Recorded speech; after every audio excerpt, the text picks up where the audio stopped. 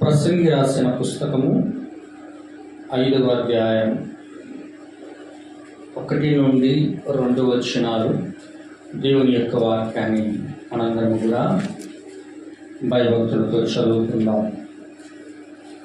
ప్రసంగి గ్రంథము 5వ అధ్యాయము 1 నుండి 2 వచనాలు. నీవు దేవుని మందిరమునకు పోయినప్పుడు నీ ప్రవర్తన జాగ్రత్తగా చూచుకొనుము.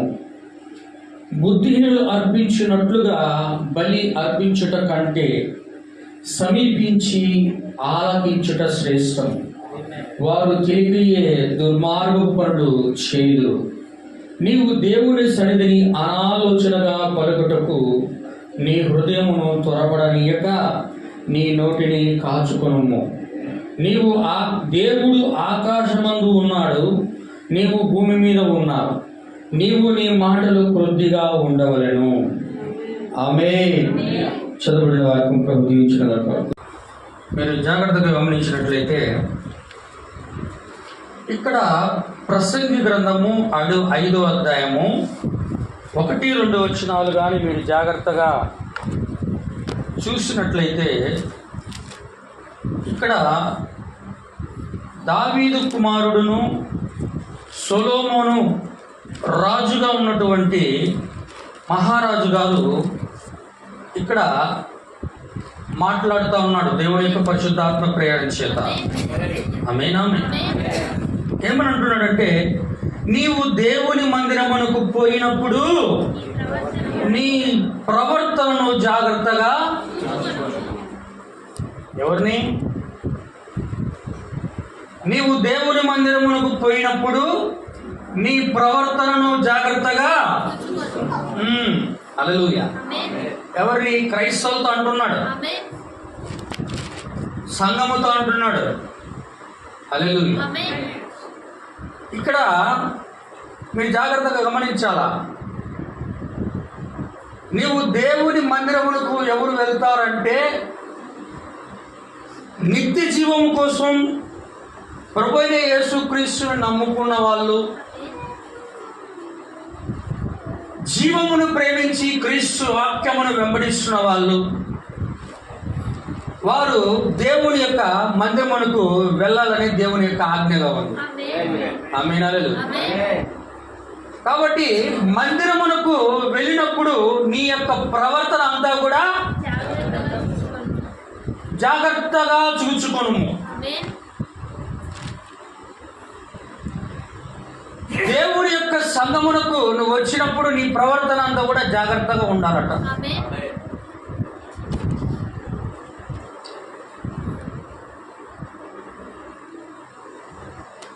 ఎందుకు అంటున్నాడంటే, సంఘములో సరైన ప్రవర్తన లేకపోవడం ఉండడం దేవుని యొక్క పరిశుద్ధాత్మ చూస్తూ ఉన్నాడు. హల్లెలూయా. సంఘానికి వస్తున్నారు కానీ వారి ప్రవర్తన కరెక్ట్గా లేదు. సంఘములో ఉన్నప్పుడు ఒక రకంగా ఉంటున్నారు, సంఘమును విడిచి బయటికి వెళ్ళిన తర్వాత ఇంకొక రకంగా వారి ప్రవర్తన ఉంటుంది. దేవుని యొక్క నామానికి మహిమ కలుగుగాక. కానీ సంఘమునికి వచ్చినప్పుడు కూడా నీ ప్రవర్తన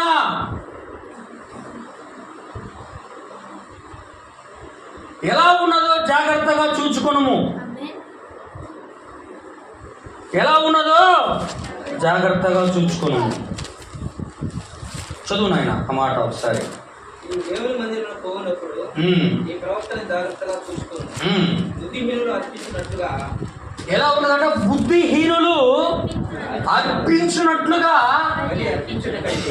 బలి బుద్ధిహీనులు బలి ఏ విధంగా బుద్ధిహీనులు అర్పిస్తా ఉన్నారో ఆ విధంగా అర్పించుట కంటే సమీపించి ఆలకించడం శ్రేష్టం. అంటే వచ్చి ప్రార్థనకు వచ్చి ఏమండి ప్రార్థనకు వచ్చి బుద్ధిహీనంగా నీ యొక్క అర్పణలు అర్పించకూడదు. బుద్ధిహీనంగా నువ్వు ప్రవర్తించకూడదు. బుద్ధిమంతుడుగా నువ్వు ఉండాలి. హల్లెలూయా. బుద్ధి కలిగిన వ్యక్తిగా నువ్వు ఆయన దృష్టిలో కనపడావా? బైబిల్ గ్రంథంలో బుద్ధి లేని వారు ఉన్నారు, బుద్ధి కలిగిన వాళ్ళు ఉన్నారు. హల్లెలూయా. ఒకటి బుద్ధి గల కన్యక ఉన్నది, బుద్ధి లేని కన్యక ఉన్నది. బుద్ధి గల కన్యకి బుద్ధి లేని కన్యకి తేడా ఏంటి చెప్పు? అంతే కదా సార్? బుద్ధి గల కన్యకి బుద్ధి లేని కన్యకి తేడా ఉంది. బుద్ధి లేని కన్యకకి ఒకటి లేదు, బుద్ధి గల కన్యకి ఒకటి ఉన్నది. ఈ రెండు కూడా సంఘమే. హల్లెలూయా. రెండు ఏంటంటే సంఘమే, రెండు కన్యకలే. హల్లెలూయా. కానీ వీటికి తేడా ఏంది అంటే ప్రత్యక్షత. ఏంటిది? బయలుపాటు. అందుకే లవోదిక సంఘకాలం అంటున్నాడు. చూడు ఒకసారి చదువు. లవోదిక సంఘకాలంలో ప్రకటన గ్రంథము 3వ అధ్యాయము త్వరగా చదవాలి. నేను ముందుకు కొనసాగడానికి ప్రయత్నిస్తూ ఉన్నాను. దేవునికి స్తోత్రం. 3వ అధ్యాయం ప్రకటన గ్రంథం 3వ అధ్యాయం చదువయ్యా. లవోదికీయలో ఉన్న సంఘపు దూతకి ఇలాగ వ్రాయము. మీరు ఎక్కడి నుంచి చదువుతారంటే దయచేసి రగుడు సైలెంట్గా ఉండాలా. దేవుని యొక్క నామానికి మహిమ కలుగును గాక. మీరు ఎక్కడి నుంచి చదువుతారంటే 17వ వచనం చదవండి దయచేసి. నీవు దౌర్భాగ్యుడవును. ఎవరితో అంటున్నాడంటే లవోదికీయ సంఘముతోటి. లవోదికీయ సంఘముతోటి అంటే బుద్ధి లేని సంఘముతోటి. హల్లెలూయా. ఎలా ఉన్నాడు? నీవు దౌర్భాగ్యుడవు, దిక్కుమాలిన వాడవును. నీవు దౌర్భాగ్యుడవు, దిక్కుమాలిన వాడువు, దరిద్రుడవును. నువ్వు దిక్కుమాలినోడివి, దరిద్రుడివి, దౌర్భాగ్యుడివి. గుడ్డివాడవును. ఎవరు? గుడ్డివాడవును. నీవు గుడ్డోడివి, నువ్వు దిగంబరుడనవై ఉన్నావని ఎరుగు. హల్లెలూయా. అంటే గుడ్డితనం ఉందనుకో సంఘానికి ఏం కనపడదు. గుడ్డితనం ఉంటే మొదట సంఘానికి కళ్ళు కనపడం.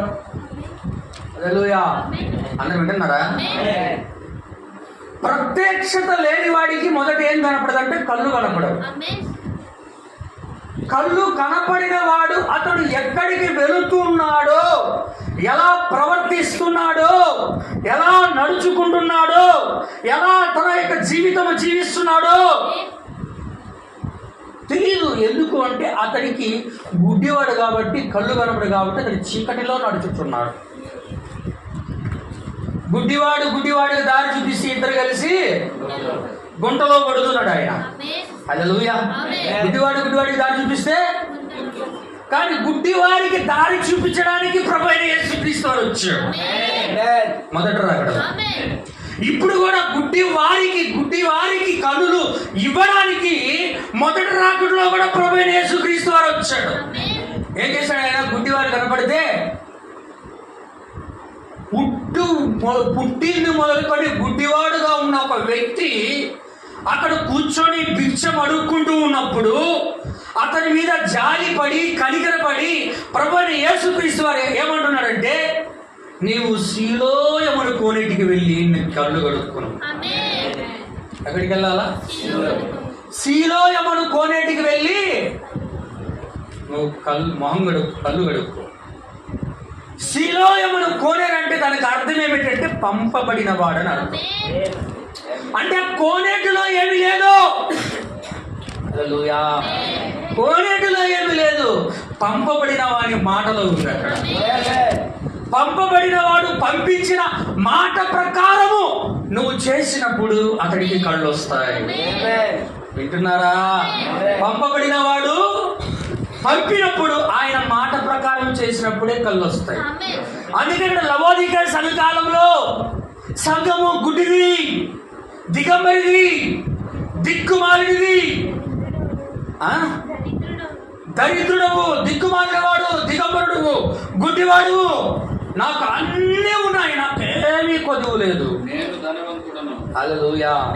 నేను ధనవంతుడను, నేను ధనము బాగా సంపాదించుకొని ఉన్నాను, నాకేమీ కొదువు లేదు అని చెప్పుకుంటున్నాడట.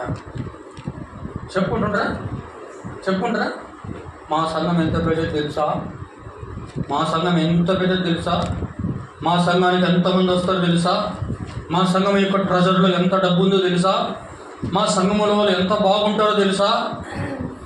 మా సంఘం యొక్క బలిపీఠం ఎంత గొప్పగా ఉంటుందో తెలుసా? హల్లెలూయా. అసలు మా సంఘం అంటే ఏమనుకుంటున్నాం? అందరి సంఘాల కన్నా ముందే మా సంఘం పోయిద్ది పరలోకానికి.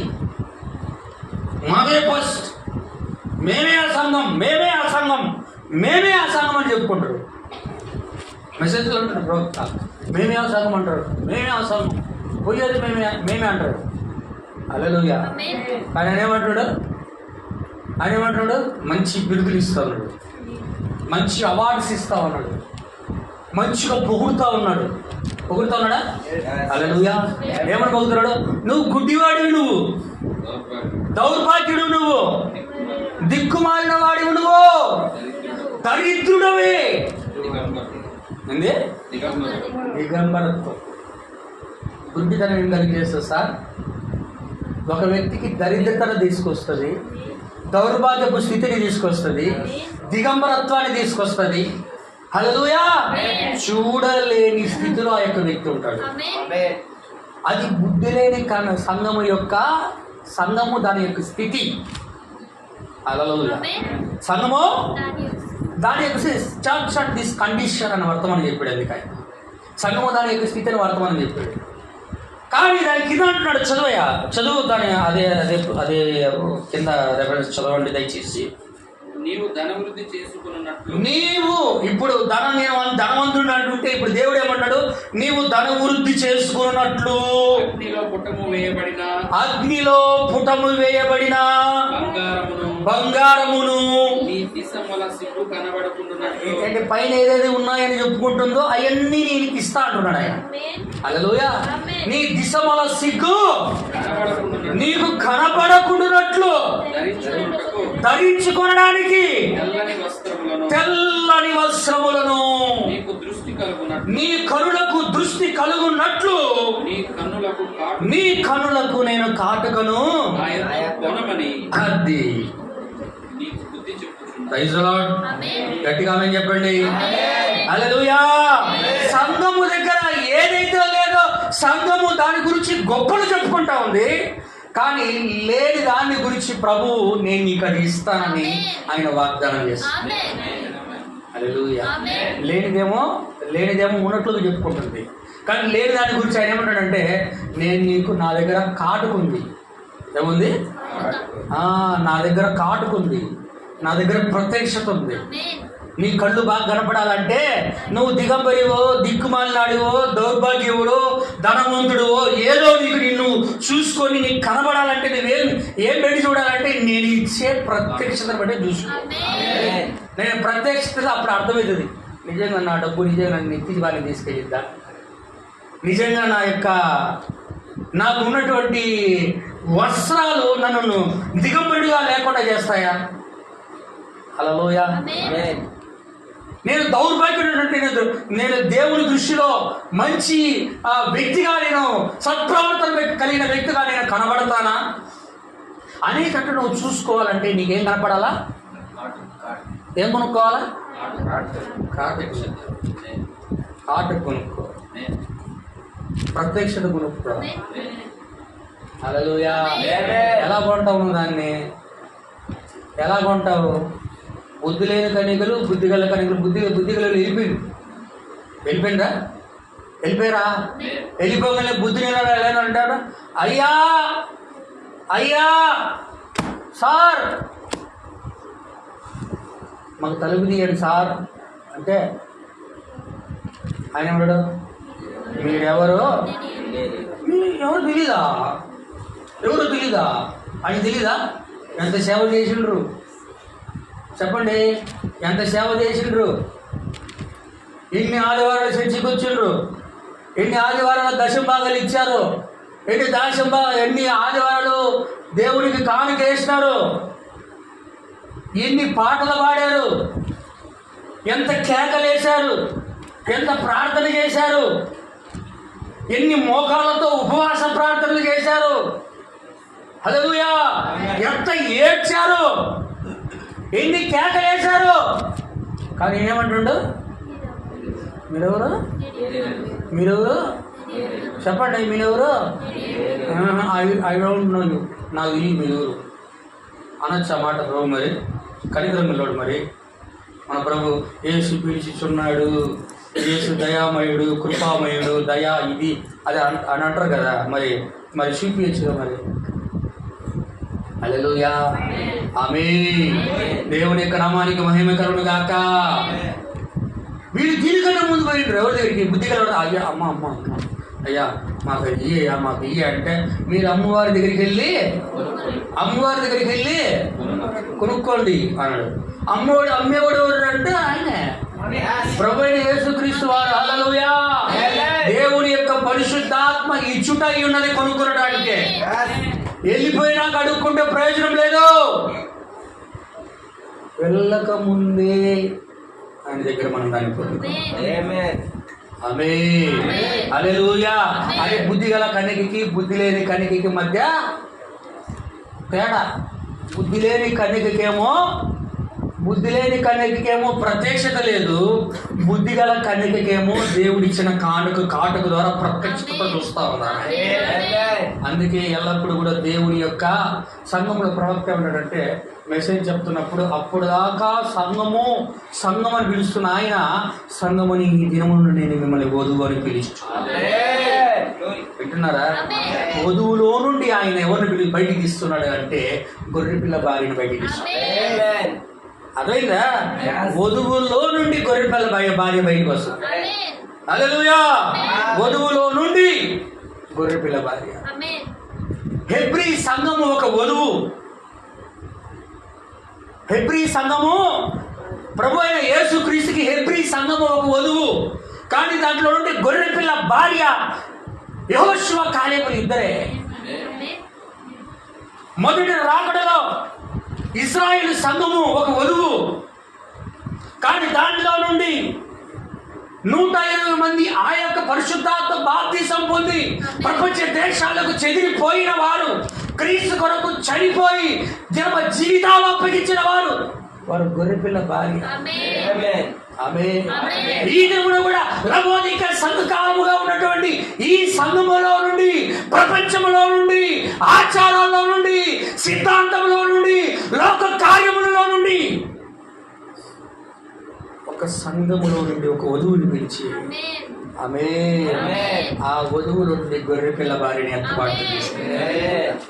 వింటున్నారా? దేవుని యొక్క నామానికి మహిమ కలుగుగాక. మీరందరూ కూడా అర్థం చేసుకోవడానికి ప్రయత్నించాలా? హల్లెలూయా. అందుకే ఏమన్నాడు? నీవు దేవుని మందిరమునకు వెళ్ళినప్పుడు నీ ప్రవర్తన అంతయు కూడా జాగ్రత్తగా చూసుకొనుము. బుద్ధిహీనులు అర్పించు బలుల వంటి బలులు, బుద్ధిహీనులు అర్పించినట్లుగా బలులు మీరు సంఘానికి వచ్చి అర్పిస్తే కుదరదు.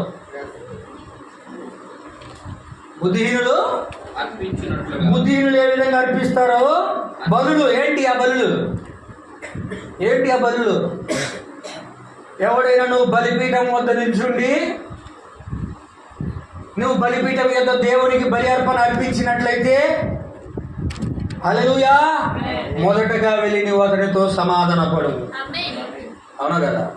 మొదటగా వెళ్ళి ఏం చేయాలా?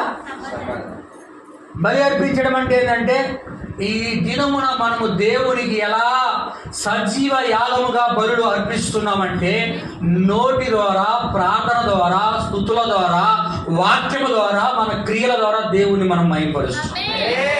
ఆమేన్, హల్లెలూయా.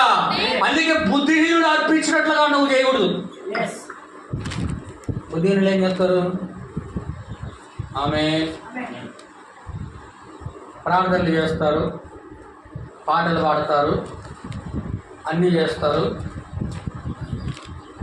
సంఘంలో బాగానే ఉంటుంది. కానీ బయటికి వెళ్ళి చెప్పు, బయటికి వెళ్ళి యథా రాజా తదా ప్రజ.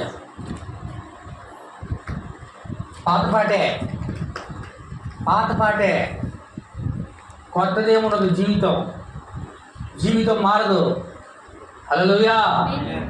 జీవితము, తన యొక్క ప్రవర్తన మారదు.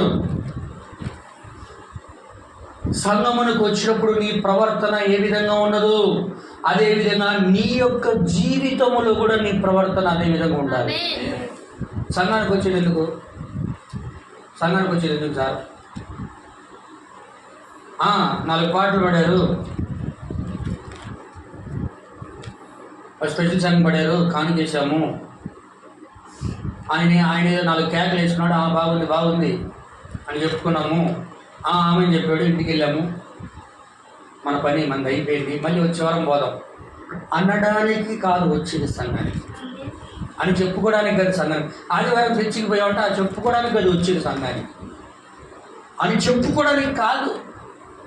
ఇక్కడ ఏదైతే దేవుని వాక్యం వింటున్నామో ఆ వాక్య ప్రకారం మన జీవితం మలుచుకోవడానికి, అలాగే జీవించడానికే.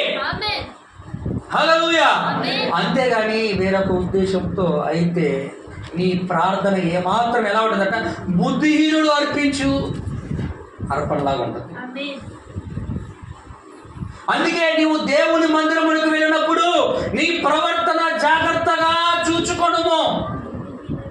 బుద్ధిహీనుడు అర్పించినట్లుగా బలి అర్పించుట కంటే దేవుని యొద్దకు సమీపించి ఆయన యొక్క వాక్యము యొక్క బలిపీఠము యొద్దకు సమీపించి దేవుని వాక్యమును ఆలకించుట. అబ్బా, హల్లెలూయా. దేవుని వాక్యమును వచ్చేది అందుకేనండి ప్రార్థన. ఏం చెప్తాడా దేవుడి వాక్యంలో? మనం ఏం నేర్చుకోవాలి? మన జీవితానికి ఏమి ఉపయోగపడుతుంది? ఏమి ఉపయోగపడుతుంది మన జీవితానికి? విన్న వాక్యంలో మనకి ఏమైనా ఒక 10 మాటలు చెప్తే కనీసం ఒక వాక్యమైనా మన జీవితానికి ఉపయోగపడుతుందా అని వెదికే విధంగా సన్నిధికి రావాలా. హల్లెలూయా. రాకపోతే పాస్టర్ ఏమన్నా అంటాడేమో, వచ్చే వారం ఏమన్నా అడుగుతాడేమో, అందుకు కాదు నువ్వు వచ్చేది. అందుకు కదయా మనం వచ్చేది సంఘానికి. హల్లెలూయా. దేవుని యొక్క నామానికి మహిమకరునిగా. అందుకే నువ్వు అలా ప్రవర్తిస్తే దేవుడు ఆకాశమందు ఉన్నాడు, నీవు భూమి మీద ఉన్నావు. ఆయన ఆకాశమందు ఉన్న సమస్తమును కూడా ఆయన వ్యాపించుకున్నాడు. దేవుడు ఆత్మ గనుక. హల్లెలూయా. ఆయన సమస్తను కూడా వ్యాపించి అన్ని ఏం చేస్తుంటాడట, యెహోవా మంచి వారిని చెడ్డవారిని, నీతిమంతులను అనీతిమంతులను పరిశీలించుచున్నాడు. ఆమేన్. యెహోవా యొక్క యథార్థ మార్గములు నడుచువారు కలరేమో అని ఆయన పరిశీలించి చూచుచున్నాడు. హల్లెలూయా. కానీ ఆయన సన్నిధికి నువ్వు వచ్చినప్పుడు నువ్వేం చేయాలంటే మొదట ఆయనకు నీ ప్రవర్తనను అప్పగించుకోవాలి. చూడు ఒకసారి కీర్తనల గ్రంథంలో ఒక మాట అంటాడు. కీర్తనల గ్రంథం 37:23 దేవుని యొక్క నామానికి మహిమకరును గాక. కీర్తనల గ్రంథం 37:23 దావీదు భక్తుడు కీర్తనకారుడు అంటున్నాడు. అక్కడ ఏమంటాడో గమనించండి. ఒకని నడత యెహోవా చేతనే స్థిరపరచబడుతుంది. వారి ప్రవర్తన చూచి ఆయన ఏం చేస్తాడంటే దేవుడు చెప్పండి. ఒకరి యొక్క నడత యెహోవా చేత స్థిరపరచబడును, వారి యొక్క ప్రవర్తన చూచి ఆయన ఆనందించు. అంటే దేవుడికి ఆయన పిల్లల యొక్క ప్రవర్తన చూసినప్పుడు ఏం కలుగుతుందట? ఆనందం. దేవుడికి ఆనందం కలిగించే ప్రవర్తన నువ్వు ప్రవర్తిస్తున్నావు. ఎప్పుడు అంటే దానికన్నా ముందు ఒక పని చేయాలంటే నువ్వు చూడు. ఎక్కడంటే సామెతల గ్రంథం, దయచేసి చూడండి. సామెతలు అది నీకు కలగాలంటే మొదట నువ్వేం చేయాలంటే దేవుడికి 3:6 త్వరగా,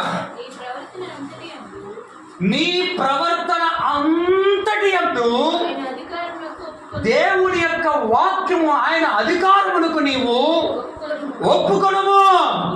అప్పుడు అప్పుడు ఆయన నీ త్రోవలను సరళపరుస్తాడు. హల్లెలూయా, ఆమేన్. అందరికీ ఆమె చెప్పండి. దేవుని ఎక్కడ మనకి మహిమ కలుగును గాక. ఆయన నీ నడకలను స్థిరపరచాలంటే నువ్వు మొదటగా ఆయన అధికారానికి నువ్వు అప్పగెత్తుకోవాలా. ఆయన అధికారానికి నువ్వు కానీ ఒప్ప చెప్పుకోకుండా, ఆయన అధికారానికి నువ్వు లోబడకుండా నువ్వు ప్రవర్తిస్తే నీకు ఏ మాత్రం ప్రయోజనం. నువ్వు ఎప్పుడైతే అప్పగించుకుంటావో అప్పుడు నీ నడతలని కూడా దేవుడు స్థిరపరుస్తాడు. ఒప్పుకున్నప్పుడు నీ యొక్క నడతలను ఆయన స్థిరపరుస్తాడు. స్థిరపరిచినప్పుడు నడిచే నడకలను బట్టి దేవుడు ఆనందిస్తాడు. ఆమేన్, హల్లెలూయా.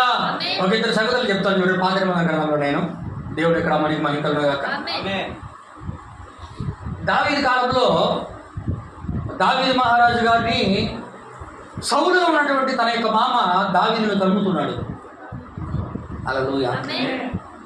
సౌలు దావీదును తరుముతున్నప్పుడు దావీదు అరణ్యంలో ఉన్నాడు. అరణ్యంలో ఉన్నప్పుడు అతనికి నీళ్లు లేవు, ఆహారం లేదు, ఇల్లు లేదు, అతనికి నివాసం సరైన నివాసం లేదు, వసతులు లేవు, బాగా అలిసిపోయి ఉన్నాడు. ఏవైతే ఉన్నాయో అవన్నీ కూడా దావీదుకు లేనప్పుడు దేవుని యొక్క నామానికి మహిమ కలుగును. దావీదుకు లేనప్పుడు దావీదు ఏం చేశాడంటే పక్కనే ఉన్నటువంటి ఒక ప్రాంతంలో ఉన్నటువంటి నాబాలు కుటుంబం గురించి తెలిసింది. అది ఎవరి గురించి సార్? నాబాలు కుటుంబం గురించి తెలిసినప్పుడు నాబాలు కుటుంబం దగ్గరికి దావీదు తన యొక్క యోధులను పంపించి, దావీదు గారు రాజుగా పోతున్నాడు, రాజు మీ ఇంటిలో నుండి ఆహారాన్ని తీసుకురమ్మన్నాడు, దేవుని పక్షంగా మేము ప్రభు పక్షంగా వచ్చామన్నారు. అక్కడ ఆమేన్, హల్లెలూయా. ఎప్పుడైతే అంటున్నాడో ఆడేమన్నాడు నాబాలేమన్నాడు, దావీదు ఊరురా, మీరు ఊరురా, అసలు నేనంటే ఏమనుకున్నారు మీరు? అసలు అంటే ప్రవర్తన చూడాలా. దావీదెవడు, దావీదు యోధులు ఎవరు, నేనేంది, నా డబ్బేంది, నా గొప్పతనం ఏంటి, అసలు నేనేమంటే ఏమనుకుంటున్నారు మీరు? నేను ఈయన పోడురా, నేను ఈయను ఏం చేసుకుంటారో చేసుకుంటాడు. హల్లెలూయా, ఆమేన్, హల్లెలూయా. అనగానే ఈ విషయం అయ్యగారు తెలిసింది, పాస్టర్ గారు దావీదు గారికి తెలిసింది.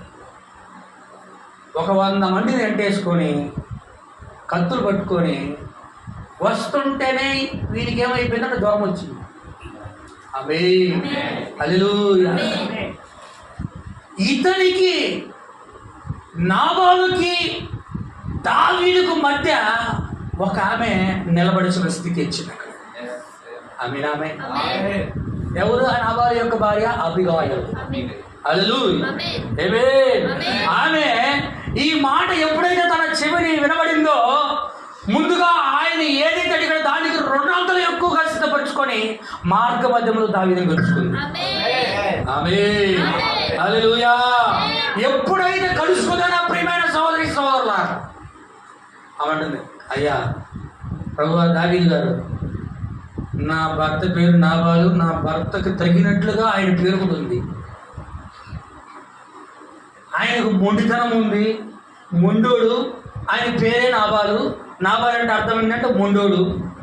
ఆయన ఏదో తెలియక చేశాడు ఆయన అని ఆమె స్టాండింగ్ ఇన్ ద గ్యాప్ ప్రార్థన చేస్తా ఉంది. అంటే నాబాలు యొక్క ప్రవర్తనకి అబిగయీలు యొక్క ప్రవర్తనకి మీరు కానీ జాగ్రత్తగా గమనించినట్లయితే ఆమె యొక్క ప్రవర్తన ఎలా ఉన్నదో మీరు గమనించి. హల్లెలూయా. ఎప్పుడు ఒక వ్యక్తి యొక్క ప్రవర్తన దేవునికి కోపం పుట్టించే విధంగా ఉంటుంది. ఎప్పుడు ఒకరి యొక్క ప్రవర్తన ఒకరిని దేవుడు భూమి మీద నుండి తీసేసే విధంగా ఉండకూడదు. దేవుని యొక్క కోపము ఆ వ్యక్తి మీదకి తీర్పుగా వచ్చేంత వరకు ఉండకూడదు. దాన్ని సరిదిద్దుకోవడానికి వ్యక్తి ప్రయత్నించాలి. ఆమేన్. హల్లెలూయా. ఏమీ చేయకుండా నా వాళ్ళు బిగించుకొని తెచ్చిపోయాడు. అవును కదా? ఆమేన్ ఆమేన్. ఏమీ చేయకుండానే బిగించుకొని ఆమేన్ ఆమేన్ ఆమేన్. హల్లెలూయా. హార్ట్ అటాక్ వచ్చేసింది. దావీదు వస్తున్నాడంటే గుండె నొప్పి వచ్చేసినట్టు. దావీదు వస్తున్నాడంటేనే హార్ట్ అటాక్ వచ్చేసిందట. దావీదు రాకముందు ఎందుకు ఏదో సహాయం చేసి ఉంటూ పోయిండుగా, వచ్చినాక ఎందుకు భయపడ్డము, మాటలు ఎందుకు? ఆమేన్ ఆమేన్. హల్లెలూయా. కానీ బైబిల్లో ఒక మాట ఉంది. ఈరోజు దేవుని యొక్క వధువు యొక్క ప్రవర్తన ముందు ప్రవర్తన కన్నా ఇప్పుడున్న ప్రవర్తన చాలా ఎక్కువగా ఉండాలి. మునుపటి జీవితం కన్నా ఇప్పటి జీవితం యొక్క ప్రవర్తన చాలా ఎక్కువగా ఉండాలి. హల్లెలూయా. ఏ మాట ఒకరితో చెప్పాడు బైబిల్ ఆయన తెలుసా? చూడండి, రూతు గ్రంథం గమనించండి. రూతు గ్రంథం 3వ అధ్యాయము 9 చదువు త్వరగా. నీవు ఎవడవు అని అడుగగా, ఎవరు? బోయాజు రూతును అడుగుచున్నాడు. నేను రూతు అనబడు నీ దాసురాలను, నీవు నాకు సమీప బంధుడవు గనుక నీ దాసురాల మీద నీ కొంగు కప్పుమనగా ఏమంటాడు చూడు, నా కుమారి. హల్లెలూయా. రూతు ఏమైందంట? యెహోవా చేత. వింటున్నారా? ఒక అన్యజనులుగా ఉన్నటువంటి ఒక మోయాబు స్త్రీ దేవుని చేత ఇక్కడ ఆశీర్వదించబడతాం దేవుడు చెప్తా ఉన్నాడు. ఆమేన్. నీవు దేవుని చేత ఆశీర్వదించబడిన దానవు. ఎవరిని? కొద్దివారిని గాని. ఎవరిని? కొద్దివారిని గాని గొప్పవారిని గాని యవనస్తుల్ని వెంబడించలేదు. చాలండి. కొద్దివారిని గాని గొప్పవారిని గాని యవనస్తులను గాని. హల్లెలూయా హల్లెలూయా హల్లెలూయా. కొద్దివారిని ఆమె వెంబడించలేదు, గొప్పవారిని ఆమె వెంబడించలేదు, యవనస్తులను కూడా ఆమె వెంబడించి. ఎలా ఉన్నారు? కొద్దివారు ఎలా ఉన్నారు? గొప్పవారు ఎలా ఉన్నారు?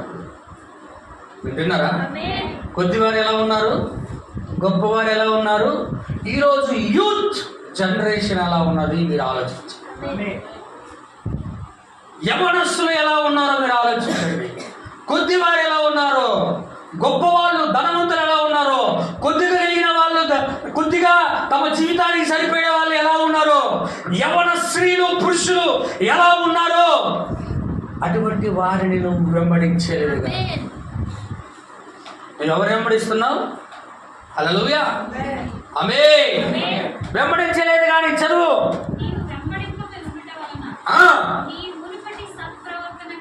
ఆమేన్ ఆమేన్.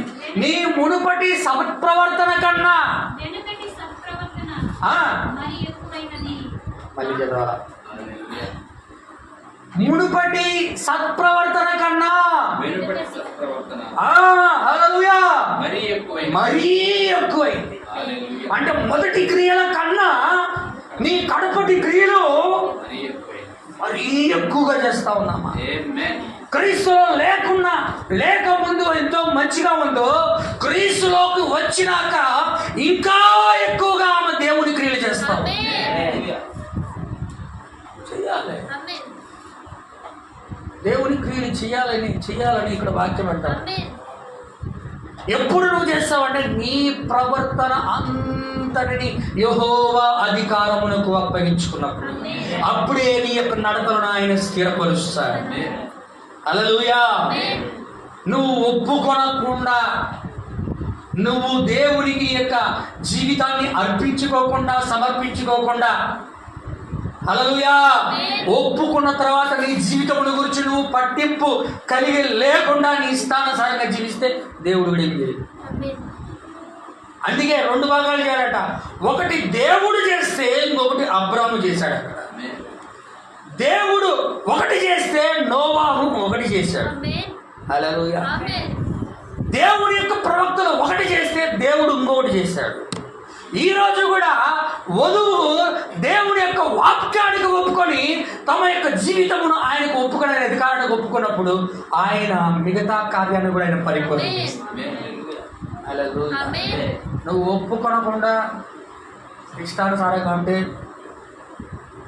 ఎన్ని దినములైనా ఎన్ని సంవత్సరాలైనా నీ జీవితం అంతా కూడా సంఘానికి వస్తున్నా కూడా ప్రయోజనకరంగా ఉండదు. నువ్వు ఆయన చెప్పిన ఆజ్ఞకి మొదట నువ్వు లోబడాలా. హల్లెలూయా. దేవుని యొక్క నామానికి మహిమ కలుగుగా. అందుకే ఇక్కడ ఏమంటున్నాడు ప్రకటన గ్రంథం, క్షమించండి, ప్రవక్తల పుస్తకాలుగా ఉన్నటువంటి ప్రసంగి పుస్తకంలో ప్రసంగి గారు మాట్లాడుతూ 5వ అధ్యాయం 1వ వచనంలో నీ ప్రవర్తనను జాగ్రత్తగా చూచుకొనుము. దేవుని మందిరంలోకి వెళ్ళినప్పుడు నీ ప్రవర్తనను జాగ్రత్తగా చూచుకొను. బుద్ధిహీనులు ప్రవర్తించినట్లు నీవు సమీపించి ఆలకించుట శ్రేష్ఠం. దేవుని యొక్క నామానికి మహిమ కలుగును. అందరూ చెప్పండి. ఎక్కడే ఉన్నారా? హల్లెలూయా. చాలా ప్రాముఖ్యం అండి.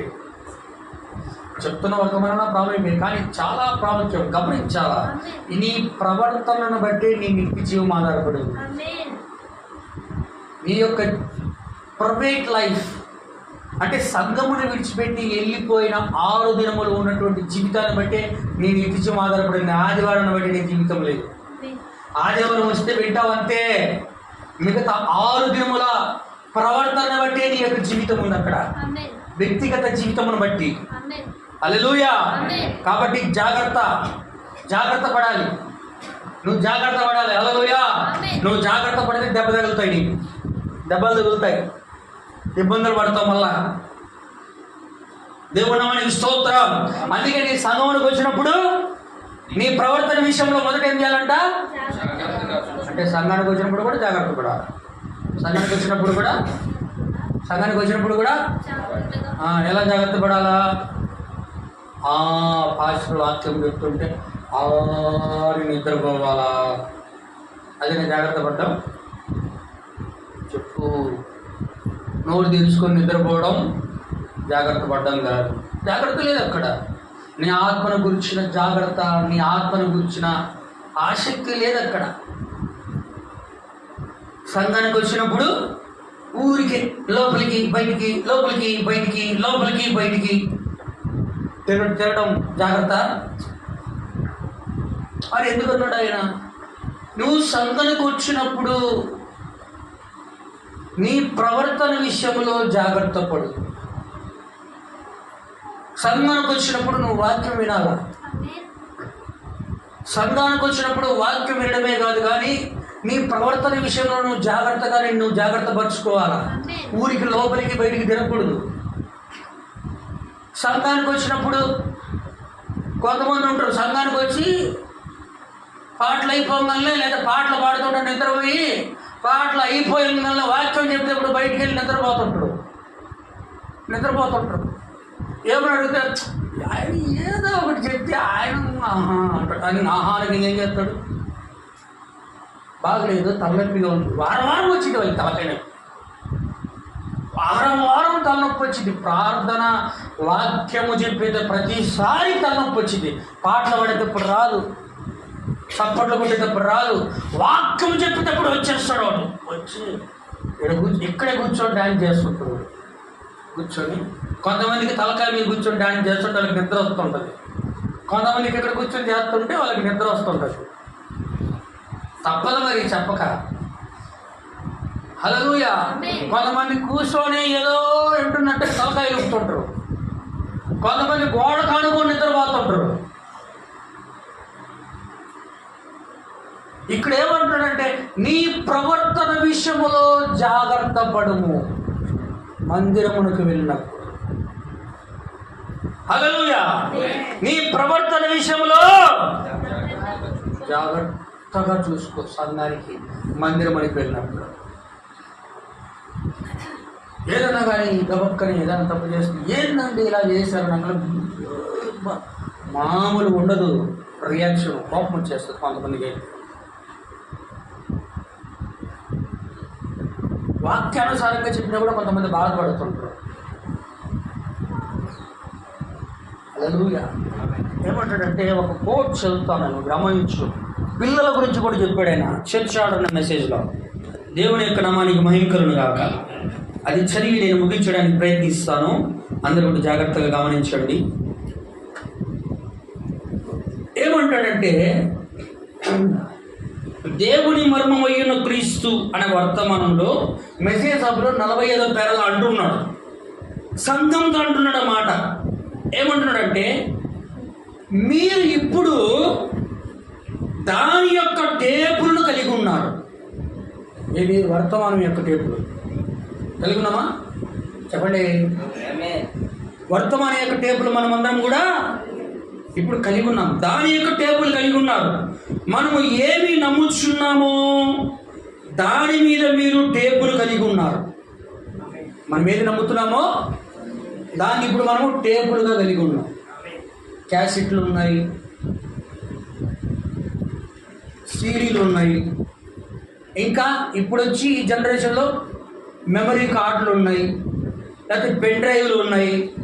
వీటిలో మనం ఏం కలిగి ఉన్నామంటే దేవుని యొక్క వాక్యమును కలిగి ఉన్నాం. ఆమేన్. హల్లెలూయా. సంఘము ఎందుకు ఇవ్వబడ్డాయి అంటున్నాడు అక్కడ. సంఘము క్రమశిక్షణ గూర్చిన టేపులు మనకున్నవి. సంఘానికి ఏమున్నాయి? సంఘము క్రమశిక్షణలో ఉండడానికి దేవుడు మనకి టేపులు ఇచ్చాడు. నాకు ఈ మర్మం తెలుసు, ఆ మర్మము తెలుసు, బైబిల్లో ఉన్న అన్నీ తెలుసు నాకు అని చెప్పుకోవడానికి కాదు, అని నాకు తెలిసింది ఎవరికి తెలియదని చెప్పుకోవడానికి కాదు, మనల్ని మనం హెచ్చించుకోవడానికి కాదు. హల్లెలూయా. ఆయన అంటాడు ఒక మాట, ఏమంటాడంటే నీవు భరించేవాడివిగా ఉండాలి, నువ్వు తగ్గించుకునేవాడివిగా ఉండాలి, నువ్వు సహనం కలిగిన వాడివే ఉండాలి, అంతేగాని ప్రతీకారం తీర్చుకునేవాడు ఉండు. అంత పరలోకంలో ఉన్న ఆయనే భరించాడు, సహించాడు, ఓర్చుకున్నాడు. హల్లెలూయా. కానీ మనం ఎలా ఉండాలంట? భరించాలి, సహించాలి, ఓపికతో ఉండాలి. అందుకే ఆ మాట అంటున్నాడు అక్కడ మెసేజ్లో. ఏమంటాడంటే ప్రతీకారం తీర్చుకునే వారుగా ఉండదు. ప్రతీకారం నువ్వు నన్ను అంటావా, నీ సంగతి ఎందుకు చూడు, నేను చూస్తా అనే విధంగా మనం ఉండకూడదు. భరించాలా, సహించాలి. ఆయన శిలువను సహించి, ఇజ్రాయేల్ సంఘమును సహించి, రోమా ప్రభుత్వం యొక్క కార్యాలను సహించి, ఆయన వధువు కొరకు ఆయన తను తగ్గించుకున్నాడు. ఆయన ఆమేన్. ఎందుకంటే చెప్పుకోవడానికి కాదు, ఆయన వలె మనం జీవించాలి. ఆమేన్. దేవుని క్రమానికి మహిమకరును గాక. అందుకే ఇక్కడ ఏం చదువుతున్నాం మనము? సంఘము క్రమశిక్షణ గూర్చిన టేపులు మనకున్నవి.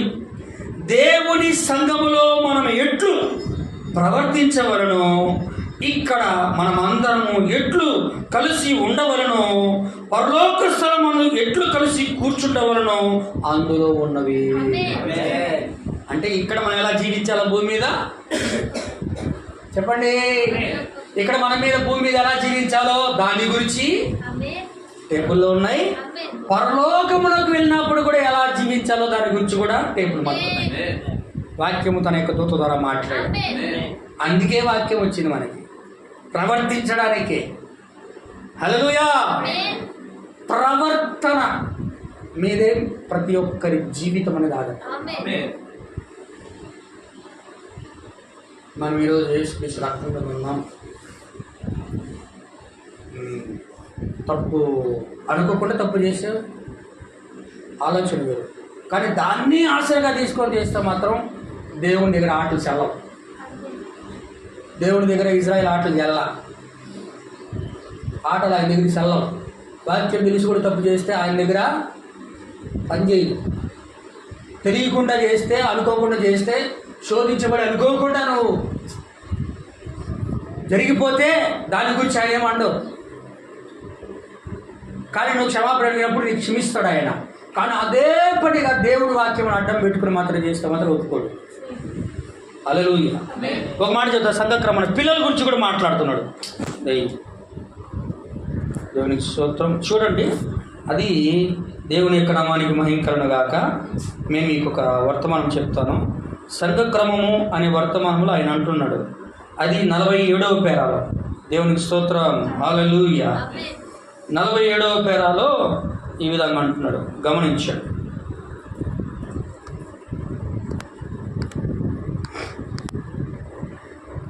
పిల్లల గురించి ఏమంటున్నాడంటే అక్కడ, నా ప్రియమైన సోదరి సోదరులారా, మీరు జాగ్రత్తగా గమనించినట్లయితే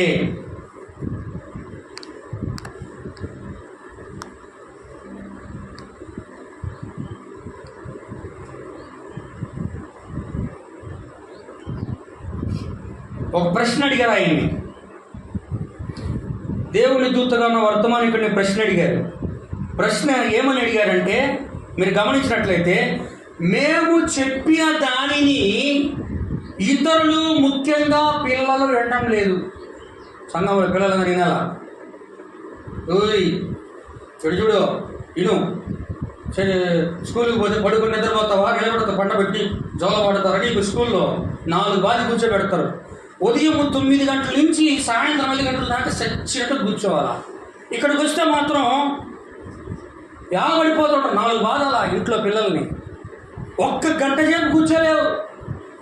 స్కూల్లో మాత్రం ఎంతసేపు అయినా కూర్చుంటావు. ఇక్కడికి వచ్చేసరికి, దేవుడి దగ్గరికి వచ్చేసరికి మాత్రం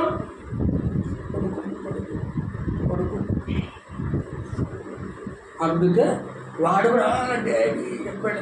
ఇప్పుడు కొద్ది రోజులు నిద్రపోతాడు. 4 రోజులు పోతే డాడీ మమ్మీ కళ్ళు కప్పి పక్క రూమ్లో వెళ్ళి పండుకుంటాడు. అందుకే ఇక్కడ ఏమంటున్నాడంటే ఆయన, గమనించు, పిల్లలు వినడం లేదంట సంఘానికి వచ్చినారు. పిల్లలు క్రమశిక్షణ నేర్చుకోవలసి ఉన్నారు. ఎవరు పిల్లలు? పిల్లలు అంటే ఎవరు? మీరే పిల్లలు. పెద్దోళ్ళైనా పిల్లలైనా తెలియకపోతే తప్పదు, నేర్చుకోవాల్సిందే. అందరి పిల్లలే దేవుని దృష్టిలో. దానికన్నా పెద్దోళ్ళ కన్నా పిల్లల గురించి మరి చెప్తాడు. పిల్లలు క్రమశిక్షణ నేర్చుకోవలసి ఉన్నారు. వారు దానిని ఇంటి వద్దనే నేర్చుకోవాలి. ఎలా నేర్చుకోవాలా? ఎక్కడ నేర్చుకోవాలి సార్? చర్చికి పోతే ఊరికి మాట్లాడకూడదు. చర్చికి పోతే ఊరికి లోపలికి బయటికి, లోపలికి బయటికి షుగర్ ఉన్నోడు దిగినట్టు జరగకూడదు. సంఘానికి వస్తే పిన్ డ్రాప్ సైలెంట్ కూర్చొని, ప్రేయర్ అయిపోయేవరకు సైలెంట్గా కూర్చొని దేవుణ్ణి చప్పట్లు కొట్టి, దేవుని యొక్క నామాన్ని మహింపరిచి, ఆయన యొక్క నామాన్ని కనపరిచి అయిపోవాలని సైలెంట్గా లేచి మనం వెళ్ళిపోవాలరా. కేకలేయకూడదు, అరవకూడదు అమ్మా నాయనా అని ఇంటి దగ్గర తల్లులు నేర్పించారు. ఎందుకంటే తండ్రులు డ్యూటీకి పోతాడుగా, 5వ స్వార్థ తల్లి కాబట్టి. హల్లెలూయా. అవి నేర్పించాలంటున్నాడు ఇక్కడ. అందుకే నేర్చుకోవాలి నువ్వు ఇంటి దగ్గర కూర్చొని. ఒకవేళ సంఘంలో నువ్వు చెప్పి అలా చేస్తే బయట తీసుకెళ్ళి 2 బుగ్గలు బూరెలు వాసినట్టు వాయించాలా. ఇంకొకసారి సంఘంలో చేయకుండా పరుగులు ఆయన బొగ్గలు ఊహించాం అనుకో, వాడు రేపు నీ మీద కళ్ళు పెట్టి తెలుస్తాడు పైకి. ఆమె కానీ ఆయన గురిమి చూస్తాడు. నీకు ప్రవర్తన బాగుండదు. మళ్ళా కేకలమైన వాడికి ఈపుకు దెబ్బలు కావాలా, అరిసేవాడికి దెబ్బలు కావాలా. అది ఎవరైనా సరే, కింద చెప్తున్నాడు కదా, ఎవరైనా సరే ఏమంటున్నాడు, ఇంటి యొద్దనే నేర్చుకోవాలి అని అంటున్నాడు. నా పిల్లలైనా సరే, అంటే పాస్టర్ అయినా, ప్రవక్త అయినా, అపోస్తుడైనా, ఇవాంజలిస్ట్ అయినా, అది ఎవరైనా సరే, నా పిల్లలైనా సరే, వారించట క్రమముగా లేని ఎడలా మీరు మాత్రం మినహాయింపవద్దు. నేర్పుతున్నారా మరి ఇందులో పిల్లలకి? నేర్పిస్తున్నారా? పిల్లోడు హోంవర్క్ చేయాలి, నేర్పిస్తున్నాను బ్రదర్. మా పాప ఎక్కాలు తెలియదు, నేర్పిస్తున్నాను బ్రదర్. మరి దేవుని సన్నిధికి వచ్చినప్పుడు ఎలా ఉండాలో నేర్పించారా అండి ఇక్కడ అంటున్నాడు దేవుడు. అది నువ్వు నేర్పిస్తూ మంచిదే. అది ఎంతవరకు పనిచేస్తుంది అంటే వాళ్ళు భూమి మీద ఉన్నంత కాలమే పనిచేస్తారు. హల్లెలూయా. అది ఎవరైనా సరే భూమి మీద ఉన్నంత కాలమే పనిచేస్తుంది. కానీ ఈ వాక్యం ఎప్పుడు పనిచేస్తుందట? భూమి మీద సంఘములో ఉన్నప్పుడు, భూమి మీద ఉన్నప్పుడు ఎలా ప్రవర్తించాలో తెలియజేస్తుంది. పరలోకముడికి వెళ్ళినప్పుడు కూడా నువ్వు ఎలా జీవించాలో తెలియజేస్తుంది. నీకు ఎటర్నిటీ, నిత్య జీవాన్ని గురించి ఇది తెలియజేస్తుంది. ఆమేన్. హల్లెలూయా. అదే క్రమముగా లేని ఎడల మీరు మాత్రమే మినహాయింపవద్దు అని కింద తన పిల్లల గురించి చెప్తాడు. షారా, రిబ్కా, జోసెఫ్, బిల్లీ, మరి ఎవరైనా సరే నాకు చెప్పండి, నేను వాళ్ళంతా చూస్తా. నేను చూస్తా వాళ్ళ సంగతి. తప్పు చేస్తే సంఘంలో ఇటు చేస్తున్నారు ప్రవక్త గారు లేదా పాస్టర్ గారు, మీ పిల్లలు ఎట్టు చేస్తున్నారంటే ఇంటికి తీసుకెళ్ళి తలుపేసుకొని దండం పెట్టేటట్టు కొట్టాలా. ఇంకోసారి చేయను. చెప్పిన రెఫరెన్స్ ఎన్ని ఆధారాలు వర్తమానంలో. హల్లెలూయా. దేవుని సంఘమునకు వచ్చినప్పుడు నీ యొక్క ప్రవర్తనను జాగ్రత్తగా చూచుకొను. నేను చూచెదను వారు సరిగా ప్రవర్తించని ఎడలా. మంచిగా ప్రవర్తించుటకు నేర్చుకునే వరకు సంఘమునకు దూరంగా ఉండవలను. ఇది పందెపు స్థలము కాదు, ఇది దేవుని యొక్క గృహము. ఇది ఆటలాడు స్థలము కాదు, స్కేటింగ్లు చేయి చోటు కాదు, నోట్స్ రాసుకొనుచు నవ్వుకొనుచు స్థలము కాదు. ఇది దేవుని యొక్క మందిరము. భక్తిగా దీన్ని మనము చేయాలి. ఆమేన్. ఆమేన్. అందరి గట్టిగా ఆమేన్ చెప్పండి. ఎవరు బాధగా ఉంటుంది? చేయని వాళ్ళకి బాగా నొప్పిగా ఉంటుంది, చేసేవాళ్ళకి ఏమో కరెక్ట్గా చెప్పారు పాస్టర్ గారు అంటున్నారు. నేను చెప్పేది కదా, దేవుడు చెప్తున్నాడు. ఇక్కడ వాక్యం చెప్తా ఉంది ఇక్కడ. హల్లెలూయా. మనము దేవుని వాక్యమునకు మనం లోబడాల్సిందే కానీ దేనికి మనం లోబడాల్సిన అవసరం లేదు. వాక్యమును బట్టి అందరూ మనం ప్రేమించాలి. హల్లెలూయా. మొదట దేవుని వాక్యమునకు మనము స్థానమునిచ్చినట్లయితే ఇక్కడ ఉంటా ఉంది, నీవు ఈరోజు అంటాడు ప్రవక్త, ఈ దినమున దేవునికి కాళ్ళు చేతులు పరలోకములు లేవట. దేవునికి కాళ్ళు చేతులు యేసు ప్రభు వారికి, దేవునికి ఏం లేవంటే, హల్లెలూయా, దేవునికి ఈరోజు ఏం లేవంట, కాళ్ళు చేతులు లేవంట. ఎందుకంటే సంఘమే ఆయనకు శరీరం ఉంది. వధువుకి ప్రత్యేకంగా వాయుసు లేదు, శరీరము కూడా లేదు. ఎందుకంటే క్రీస్తే ఆయన యొక్క ఆమె యొక్క స్వరమై ఉన్నాడు. శరీరము కూడా క్రీస్తు అయి ఉన్నాడు. హల్లెలూయా.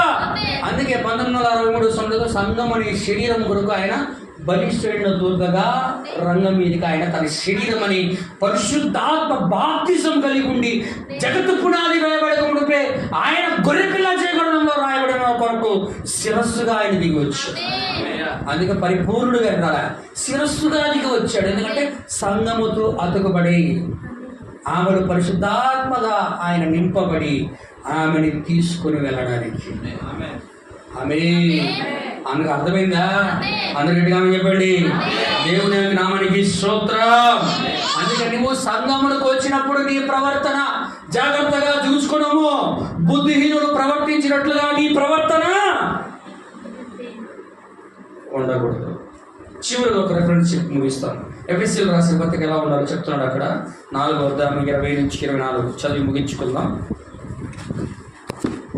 ఎఫెసీయులకు రాసిన పత్రిక 4 అంటున్నాడు సంఘం. అయితే ఎవరు? మనము, ఆయన శరీరం అనబడే సంఘం. మనము యేసు క్రీస్తుని గురించి మనం విని, యేసు క్రీస్తుని గురించి విన్న తర్వాత ఆయన యందు మనకేమున్నది? సత్యము ఉన్నది. ఆయన యందు